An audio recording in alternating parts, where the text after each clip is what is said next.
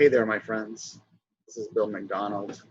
Before I tell you a little bit about a video webinar I'm going to do on Monday, I wanted to take a few moments to thank many of you who came on Facebook to wish me a happy birthday today. I turned 57, in case some of you were wondering. And as we all know, we're in a new phase, a new chapter of life these past several months. And I didn't want to waste the time, so some of you may have noticed I posted a little thing today about being challenged by my brother Dan to lose some weight. I had gotten up there a little bit, and with a combination of exercise and eating right, I've lost about 27 pounds in 26 days. And so I kind of cheated a little bit today because it was my birthday, and I made some fajitas and corn on the cob, which I think 1.5 corn on the cobs got me like almost the amount of carbs that I can eat in one day. My family got me a blood pressure monitor so I can keep close tabs on that. That's been going down. I've been able to take less blood pressure medicine. They got me some shoes for when I'm doing trainings where I won't have to be hurting my feet so much as I'm walking. And also when I'm running on my glider, I run about 1.5 to 2 miles every day. And they also got me these really nice flowers here. So thank you to Valerie, Israel, and Charisse for that. That was really sweet of you to go out of your way to do that. And we played Yahtzee for a couple of hours. Then we closed the evening by listening to some of Israel's state performance in February. Orchestra, he got blessed to make it to state, and he ended up being the 13th best bass player in orchestra, and that's pretty good, seeing that he's a sophomore going into being a junior this coming year. So the Lord is blessing. I hope that he's blessing you as well. Now, I want to have you think for a second. It's been March, April, May, June, and it will be July that we haven't seen our kids. They've been at home, in daycare, perhaps running around the town, some of them because the parents had to work and they didn't have anybody to watch the kids. And so because of that, they've probably been playing a lot of video games. They've been sleeping in. Their schedules are way off. Their heads and hearts are all over the place. And so I'm a little bit concerned that when they get back in August to you guys, we're going to have to help them to see themselves differently to get the structure back. Now, the book that I'm writing, you can see in the background there, is called Turning Their Horns to Halos, Managing and Motivating the Hearts and Minds of Difficult Students. And that's going to be really prevalent, very critical in these days because of the virus and just because of all the things that are going on in our culture. I want us to help the kids, before we focus on anything, to see themselves the way they could be. Now, watch for a second. When I take off these glasses, the world doesn't change. Just the way that I see it changes. And I'm hoping that by watching this video, that you're going to be able to help your kids see themselves. In this case, this one's just going to be about one superhero, but the webinar on Monday from 9 to 11 is going to be on about 10 or 15 different superheroes and how we can help the kids see themselves as perhaps one of those superheroes. Now, every superhero has some strengths and weaknesses, and I'm going to even talk about Superman's here. My book should be coming out in August, so anybody that signs up for any of the Turning Their Horns to Halos trainings during the summer will get the book for free once it's ready, and I'll send it to you in the mail for a little bit more money or as a digital copy, just for attending at least one of my trainings. Now, I'm actually wearing a Superman shirt, and I want to show you a couple of positive ways that we can help our kids see themselves. Superman, their potential superhero quality. Now, an idea that I have for you is buy one of these shirts for about $7 or $8 at Walmart. And every week or every month, you're going to move this shirt around the classroom to different students depending on one of these several bullets here. If you don't want to invest in a shirt, now the only time I have to take it away from the kids is when they come back from PE. They're going to be all sweating. So I'll say you can have it back when you stop sweating. So if you don't want to invest the $7 or $8, some of us are going to be on a really tight budget. They sell little statues at Dollar Tree where you can have the little statue move himself around the classroom, and I think that that will be just sufficient as well. Now, we want to be able to make the kids see themselves as smart. Now, when we first get the kids, we don't know a lot about them. And I'm going to tell you something that disappointed me. I remember one time, well, in fact, it happened a couple of years. I would have teachers from the next grade level come to me at the beginning of the school year before the kids would come, and they would ask to see my roster, and they'd be like, Mr. MacDonald, please tell me show me these students that I have. Can you tell me who all the roster rejects are? And I'm like, no, I'm not. There's no rejects. We need to change the way, we need to change our vision, the way that we see our kids, like it says in the title. And so we have to try and start seeing the kids for the potential smartness that they have. So whoever has a smart idea, whoever comes up with something interesting, let's say you're doing strategies and the S for this week is going to be, oh, this student was the one that did all of his strategies, or maybe this kid came up with a strategy that you have never seen before as a teacher, and that he didn't even get it from his teacher from the previous grade. He just came up with something out of the blue and you loved it and you want to honor the kid. Well, he should get that shirt or that little statue. Another way that you can do the shirt is, let's say you have a student of the day, you can move every day, student of the week, or the student of the month. I had a student of the week, and it was just the student who excelled the most, and I had two shirts. And since the other one I am going to talk about wasn't a superhero, I can go ahead and tell you about it now. One was Superman, and the other shirt was SpongeBob. And so I would say, which student absorbed the most information today?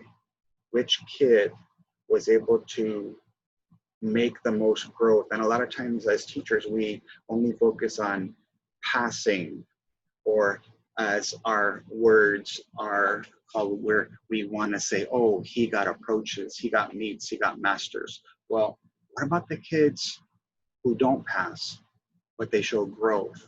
So every week, my suggestion is get a SpongeBob shirt and have a most improved student, and get a Superman shirt, and you can have a most incredible student. And what you're going to do is 1 day a week, skip lunch with your teacher friends, eat in the lounge 4 days a week, but 1 day a week, eat in the cafeteria with those two kids, sit right across from them so you can listen to their conversations, hear their hearts about everything except for academics, because that sometimes is the only chance that you're going to get. And pretty soon, the walls start to come down when they see that you care about them more than just their grade. Now, I'm going to get back into these in a second, but I want to show you how we sometimes have a wrong priority. I placed the 6 words under priority in alphabetical order, and unfortunately, many of us as teachers or as administrators, we're so hardcore about curriculum and how rigorous is the activity and the lesson that we forget that for many kids, they don't really care how much you know until they know how much you care. And so before curriculum is going to come content, but before content is going to be character. Part of our jobs this coming year is going to be building character in our kids. Now, you may have not realized it, but because of the way the schedule works of school and sleeping hours, our kids, our students spend more waking hours with us than they do their own parents. So we have the potential to impact their character. And we want that to be the foundation. So think about those 3 things in alphabetical order. How can I every single day build on the character of the students? Which character traits do I need to work on with individual kids? And on the other side, there's a bunch of R's. Yes, we want rigor. Yes, we want relevance. But unless we can learn how to build relationships with kids, we're not going to really care how relevant, how important, what they're going to be able to use that strategy for in real life, unless we built a relationship. And what do you think of this? It's in my book, but there's an imaginary wire that connects your heart to your head. And for some kids, someone has cut that wire, causing a disconnect. And sometimes as teachers, we're sitting there trying to pour stuff into their head, not realizing that there's a short circuit. And it's sort of like those Christmas tree lights. When one light goes out, they all go out. And so let's make sure that we're building relationships. Then we can start sharing with them. Once we've made that connection, we can talk about how relevant something is. And then little by little, we can teach rigor 1 letter at a time. Think of it like this: rigorous. August is the R of rigor. September is the I. October is the G.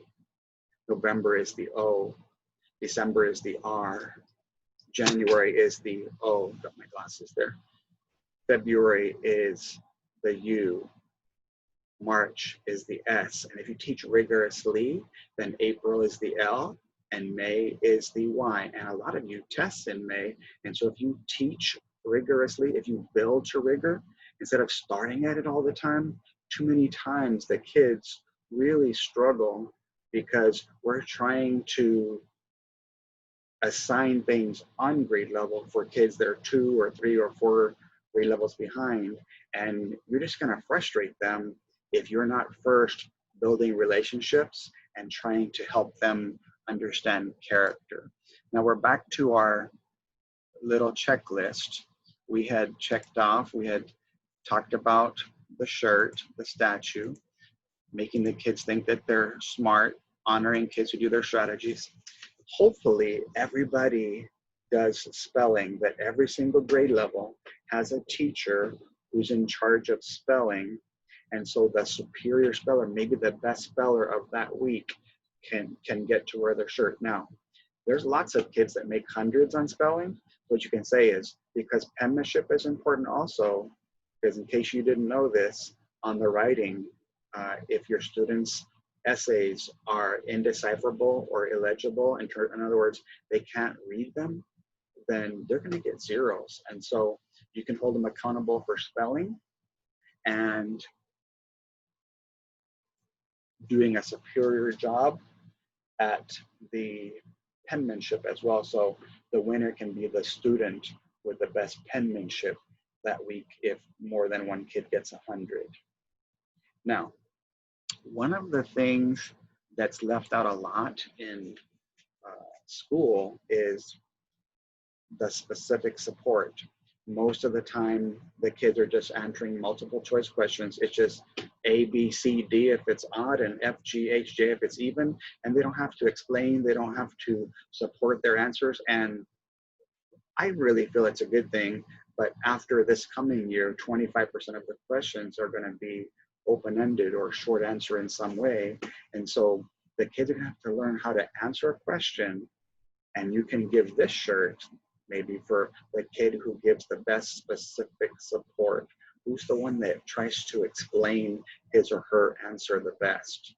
Or it's the other simple words. Just a lot of kids get called negative things, which we'll talk about in a minute, which I was called a lot growing up by students and family members. But use these vocabulary words a lot with your kids. Man, that was absolutely spectacular. And a lot of times, if you can get them to hear those words, they might say those words, and hopefully they'll be able to write them. Oh, you were very successful on the task that I gave you. You're a special student. And a lot of times, because of population labels that we give, if we call somebody special, sometimes it has a negative connotation, and we don't want it to be negative. We want to say, if you're special, then we mean that in a positive way, that there's something unique, something different about you. So let me close by sharing with you some of the negative connotations that come out instead. When we first see our kids in August, my worry is that we're going to see some of these character traits.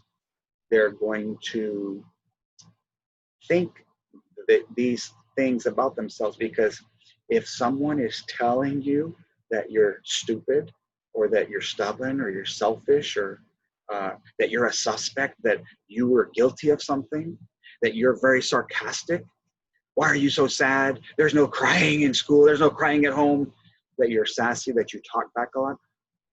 A lot of kids have been called a lot of these names. And so unfortunately, we're going to have to try and figure out, how do I get the S that might be one of those on their shirt when we see them in August and September to be one of the other ones. And I remember when I was in middle school in PSJA, my family was going through a lot of rough periods, and back then PSJ was all one high school. I think now they're like 4 or 5, Parson, Juan Alamo. And so there were like gangs from every little part of the district that were all coming together to one school, and it was tough, you know. I was a little 10th grader, a little scrawny, 120 pounds, and I was called every name in the book on that list there by students, sometimes by teachers, because I didn't really try at school because I was having a hard time at home, because my parents were going through difficult times financially and in their relationship with each other. And sometimes my own family members would call me some of those names, and we've come a long ways since then. And I thank God for the 2 moms that I have right now, and all of my brothers and sisters. But I want to close by just asking you, whether you attend my webinar Monday or not, try to start seeing your kids as the superhero they have the potential to be. And that was just one superhero today, but I'm gonna give you about 10 or 15 for those that attend the webinar, and you'll get a PDF so you won't have to remember all of these explanations and ideas. I hope that even if you don't attend the live one, that you can perhaps buy the recorded version afterwards, because I really feel like we've got to make sure that foundation is there. Remember, character before content and curriculum, and building relationships before we try to start building on how relevant something is or how rigorous it is. God bless you guys. Happy Father's Day to all you dads out there, and to all you moms who are single moms having to be mom and dad. God bless each and every one of you. Thank you for being my friends, my followers, and my fans on Facebook and my clubs. But to many of you, thank you for being friends in real life too. I've been extremely blessed, and I look forward to investing in the lives of your students with you. I was just thinking, I think I've worked with 200,000 students these last 16 years. And so I've seen a lot of things that work, a lot of things that don't.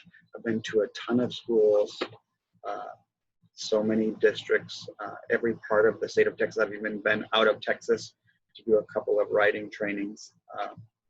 But as I've been doing my consulting around Texas and writing and in math, I just found that there was something missing in terms of the connection that a lot of teachers were not making.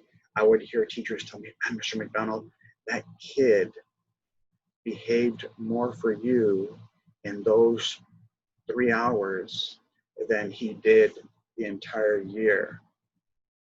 A teacher was telling me that one of her students, I could tell there was something different. I could tell that he needed a little bit of encouragement. And so I gave him one of my love keys, and I asked him if I could be his sort of like second dad, like adopted dad. And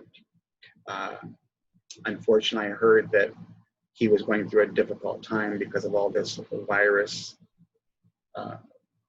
situation going on, and he tried to hurt himself. And the teacher told me that she wanted me to maybe call him and encourage him or send him a card. And so sometime this summer, I'm hoping to be able to get together with that teacher and that student and make that, because I really feel like we've got to stop just concerning ourselves about grades, where we need to concern ourselves with greatness. How to get our kids to transform their lens and see themselves in the mirror, their classroom, their school, and their community as the positive it can be and the potential that they have. I hope that this was encouraging to you guys. God bless you, and you guys have a great Father's Day.